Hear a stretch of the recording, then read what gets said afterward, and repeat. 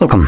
In front of me is an INFINIX Hot 20, and today I'll show you how you can enable your power saving mode.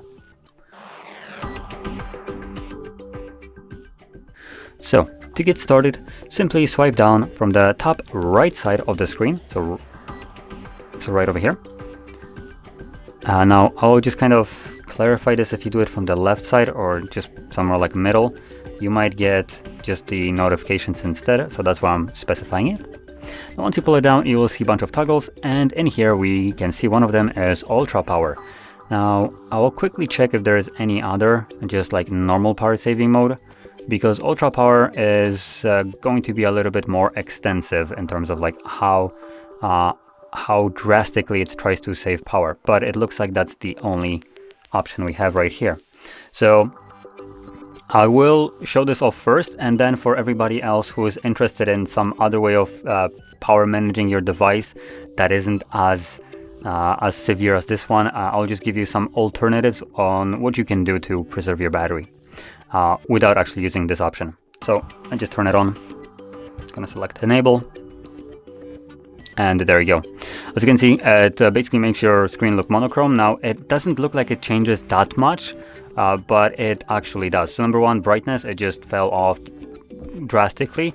Number two, we have access to only 3 apps: phone, messages, calendar. Nothing else can be used. Even though you can flip through pages, for some reason other phones that have this mode won't even show you the home screen. But this one does, allows you to flip through it, but it's not like it's going to give you anything. It's not like you can use them.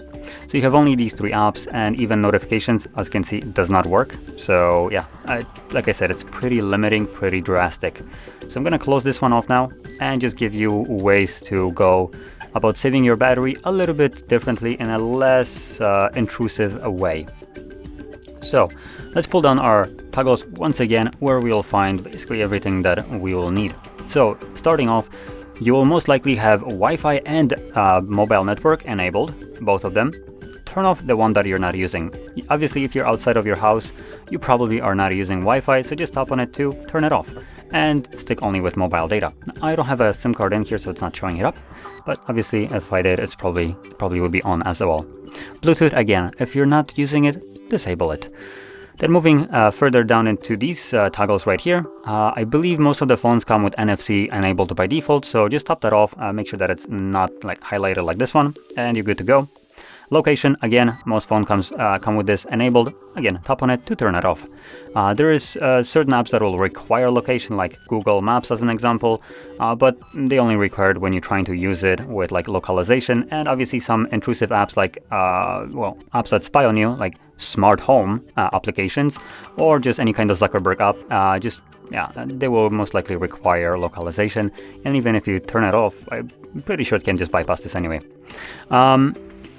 So that's 2 things that will give you a little bit of battery life, and then the one that gives you the most, which seems like probably the smallest change, depending on how far you push it, is the brightness. Brightness will give you the biggest battery boost out of everything else. No matter what you do on a phone, brightness is the biggest power consumption. So push it down as far as you can, meaning as far as you see the display, because obviously if we do it like this, the display basically becomes invisible. It's very hard to see anything on it, so probably not the best way to go about it. But push it as far as you feel comfortable with, to the point that you can still use it. But obviously if you're planning to prioritize your battery life, make it as low as you can. And the lower you make it, the more battery life you'll get. Now, unfortunately, there is no way of measuring on the go how good that will affect, or what the actual extent of this will be on the battery life. But speaking from other devices that I tested it on, usually just lowering by half, it gives you several additional hours of battery life. So if you can push it like really low, you could possibly get maybe 7 hours of additional battery life just from brightness alone. So it's a really good way of power managing your device. So anyway, with this being said, if you found this very helpful, don't forget to hit like, subscribe, and thanks for watching.